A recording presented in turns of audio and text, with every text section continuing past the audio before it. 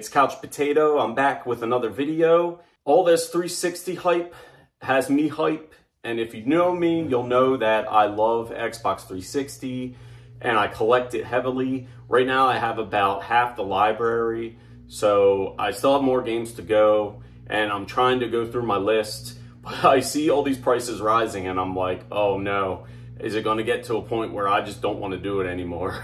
And I'm glad that I got a lot of the games that are considered heavy hitters right now, so I don't have to worry about that. But there's still a bunch of games, handful of games that I need to get that are, you know, up in that like 50 plus range. And I just want to make a video, and this is not a video to be like, oh, fear of missing out, run out and grab the games. This is just my like Xbox 360 hidden gems video, and if you want to buy them, great. If you don't, it's whatever. There is other ways to play games, so if you just want to play the game and try it out, check the you know, 360 Xbox store or whatever, or you know, borrow from a friend or whatever. But you don't have to get them, and I think a big problem is the fear of missing out, and a lot of people are like, oh no, I gotta buy, and then you see these prices are skyrocketing right now because everyone's in that, you know, FOMO thing. And I just want to say that I'm always a proponent of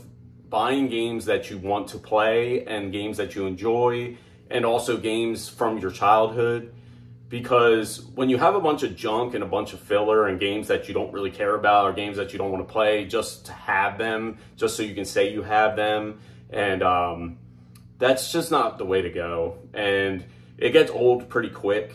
And I've learned that through my collecting journey over the past 8 years, is like, I want games that I enjoy to play or want to play. I have games from my childhood that I want to revisit. And that's like right now I'm playing Resident Evil 2 on PS2, and I'm having a blast with it. It's taking me back. I forgot some things in the game, so I'm like kind of reliving it again. And I remember other things from the games, like, oh yeah, I remember this part. And it's just fun to like revisit games from your past. So, but anyway, this video is about Xbox 360 hidden gems, and this is my personal hidden gems. And I'm not a huge fan of like hidden gems videos or whatever, but I mean, they're kind of important because there's games that you see, and I've personally came across videos like even Metal Jesus Rocks or RGT85 or whoever, and I've seen games that I'm like, oh, what game is that? That looks cool. And then I go pick it up and try it out, and I have a blast with it. So I just think getting the information out there is important as well. I just don't want to be the like fear monger that like, oh, you're not going to get this game if you don't buy it right now, because I don't really buy into that whole philosophy. So let's get on to the games, and I'll show you the games. Some of them you've probably seen before, some of them you might not have seen before, and I'm sure a lot of them have been talked about before, but I just want to, you know, present my personal hidden gems, games that I think are kind of overlooked and not talked about as much as they should be. And I played a lot of the games that I have. I'm not just a shelf collector, so a lot of my games I've at least spent like, you know, 15, 20, half hour just trying them out, making sure that it's a game that I want. And any games that I don't want, I will not have a problem selling. I've already sold off my Sega Genesis collection, my Vita collection. I was just done with it. It was time to move on. And anyway, let's not waste any more time. I'll show you my hidden gems. All right, so first up we have Alice Madness Returns. Very good platformer game. It's really fun. I enjoyed it. It is a little darker, but if you're into that kind of thing, you basically play as Alice from Alice in Wonderland, and you go through Wonderland. It's like, you know, dark and twisted, and it's a platformer action game. Very fun. Really good game. And probably not super expensive, at least not yet, but definitely worth a playthrough. Next up on my hidden gems, Binary Domain. It's kind of like a knockoff Gears of War. So if you like Gears of War type games and you played through all of them and you just want to have another experience that's similar to Gears of War, try this game out. Definitely not as good, but it's not a bad game. It's fun. And it's just like Gears of War. So definitely suggest grabbing that one. All right, next we've got Bullet Witch. I thought this game was going to be terrible, but I had a lot of fun with it. And you just run around, create a lot of destruction and mayhem and shoot things, and it's just a fun game. Not, you know, not going to win any awards or anything, but, you know, for a cheap game, very good. You can have a good couple hours playing this one. So, next, we have Conan. I think this game gets slept on a lot. It's a very good, like, hack and slash game. I had a lot of fun with it. Hack and slash games overall tend to get a little repetitive, which is kind of normal. So that is a downside with the game, but I really had a lot of fun with this one. And if you're into hack and slash games, it's a fun one to pick up and play. All right, next we've got Dante's Inferno. Really good game. I love the story. I read the original Dante's Inferno book, and very difficult read because it's in Old English or whatever, but I love the story. In this game, it's kind of like an adventure action, almost platformer, where you go through the levels of hell to save your love of your life. So, as it says on the back, go to hell. And basically, you have to fight through hell, fight the, like, rulers of hell. Really fun game. I think it's kind of slept on. I know some people talk about it, but I don't hear about it a whole lot. Next, we've got Fear 2. Fear 1 is very dated. I tried to play it, but I just couldn't get through it because it was just dated. Like, you can tell it's an older game. Fear 2, definitely a worth play. It is a first-person shooter horror. So it has, like, horror elements mixed with first-person shooter, and it's really great. There are jump scares in here, so if you don't like jump scares, probably not a game for you. But if you don't mind jump scares, definitely try this one out. It's really good. All right, I'm going to get hate for this one because people probably think it's terrible. But Golden Axe Beast Rider. It is not as bad as people made it out to be. And I played it thinking it was going to be absolute trash. But I actually had a good time with it. It's just an adventure game. And it's not great by any means, but it's not bad. Like, it's definitely will keep your attention. And you'll definitely have a solid time with it if you're open-minded. And you don't go into it thinking it's going to be absolute trash. Or maybe you can make a, you know, fun little game out of playing it thinking it's absolute trash, which I did at first, I'm not going to lie. And I was surprised because I thought that it was actually not terrible. Not great, but it wasn't terrible. If you can grab this on the cheap, I think it's worth it. You know, you could probably spend a couple hours playing that, no problem. All right, next game. Kane and Lynch 2, Dog Days. If you like third-person shooters like I do, and adventures and campaign-driven games, very good game, very interesting, and I like the concept of it. It was a fun playthrough, really good, and you see I got that for $2. Worth every freaking penny of $2. I'd probably pay like $10 for this game. But Kane and Lynch 2, if you like third-person shooters, highly recommend giving that a whirl. Next, we have a game you really don't hear that much about, Knight's Contract. And by looking at the cover, you're probably like, man, this game's probably garbage. But it is not. It is a very good game, very fun game, very weird game. So if you're into weird games and like Japanese style weird games, then this is probably the one for you. And I didn't think I was going to like it, but I really enjoyed it. And it was a lot better than I thought it was going to be. Because I remember years back hearing about this game and hearing about how it's kind of like uncommon / rare. And it's harder to come by. So I picked it up because I didn't want to miss out on getting it, you know, on the cheap. Man, was I pleasantly surprised when I put it in and gave it a whirl. And it's just a fun, you know, adventure game, action adventure. Next, we have Lord of the Rings, War of the North, or War in the North. I think this is probably one of the best Lord of the Rings games that you can play. I personally enjoyed playing this.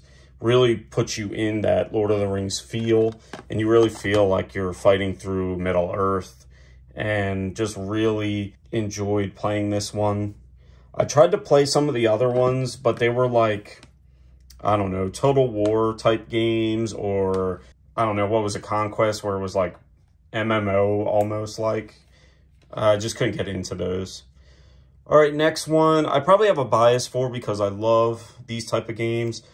I love XCOM games. So when I saw the Bureau XCOM Declassified, I was like, oh, I got to try that. Well, it's not a turn-based strategy game. It is a third-person adventure game, action-adventure. And I thought it was better than it was looking like.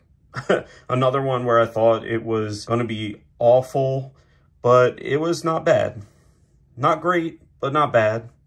So if you're a fan of XCOM or, you know, third-person action-adventure type games, give it a try. You may like it.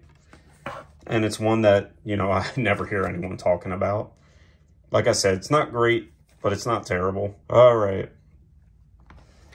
If you're a Transformers fan, this is the game that you want to play.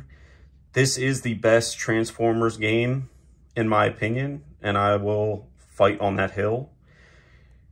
Transformers Fall of Cybertron, best Transformers game. Had an incredible time with this. Amazing game. Epic battles, like it says. And it just really gives you the feel that you're an Autobot and you're fighting the Decepticons and stuff like that. I have to go back and play this again. This is definitely on my list. But Fall of Cybertron, definitely get it. I think this one will go up in price because of how good it is. All right, next one. People might not agree with me, but I think Viking was actually a good game. Was it great? No, but it was good. If you like those hack and slash type games, trying to think, what is it, like Samurai Warriors type? Not exactly like that, but where you just run around and slash up like a whole bunch of enemies. This game is definitely for you. You basically take over as a Viking and you hack and slash your way through all these different scenarios in the campaign. And I thought it was a lot of fun when I played it. I think it's a good game. I don't know why people hate on it or don't talk about it, but I enjoyed it. And like I said, maybe I'm biased for some of these games because they're the styles of games that I like, but I'm just trying to show games that I don't see or hear about too often. And then lastly, X-Men Origins Wolverine. This game is amazing. Another action-adventure game. Really makes you feel like you're Wolverine in all his power. And really fun game. Really good story. The movie sucked. The Wolverine Origins or whatever. And I love how, what's his name, made fun of it. Ryan Reynolds made fun of that X-Men Wolverine Origins movie. But the game for it is absolutely fantastic. Highly recommend playing it. If you like Marvel, if you like Wolverine, if you like adventure games, action-adventure games, you will not be disappointed with this game. It is a very good game. And it seems to be harder to come by than you would think. So that's my final game for my personal hidden gems. So what I like to say is play what you want to play, like I said in the beginning, and have fun with what you enjoy. If you don't like a type of game, you don't have to play it. You know, maybe you can give it a try. Maybe pick it up. If you can get any of these cheap, just to give them a try, I highly recommend it. And like I've said, I've played a lot of games. I've played a lot of horrible games. And I'm going to make a video on bad Xbox 360 games.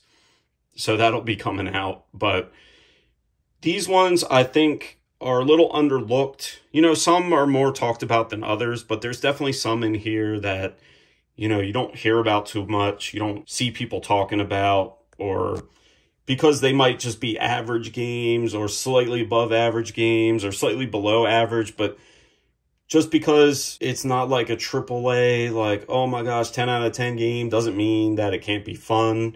And 360 has a lot of games that you can play, a lot of different genres, and that's why it's one of my favorite consoles to collect for. And my favorite time, one of my favorite times of video gaming, period. So I'll leave it at that. These are the hidden gems, my personal hidden gems for the 360. All right, so we're back, and that was my hidden gems video for the Xbox 360. I hope that you enjoyed it, and maybe there's some games you haven't heard of before, games that you've been thinking about trying out, and now you're like, oh, I need to try that out. Maybe there's some games that you're like, it's not really my thing, and you're not going to try it out. That's fine. You know, everyone has the right to do whatever they want as far as gaming and what they want to game. So I just present the games that I think you might enjoy.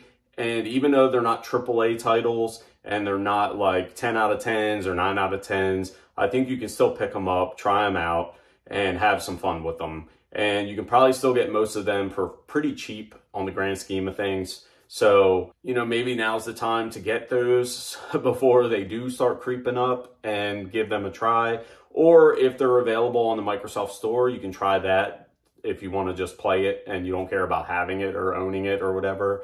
So there are options. So I'm not trying to create this fear of missing out and all that stuff.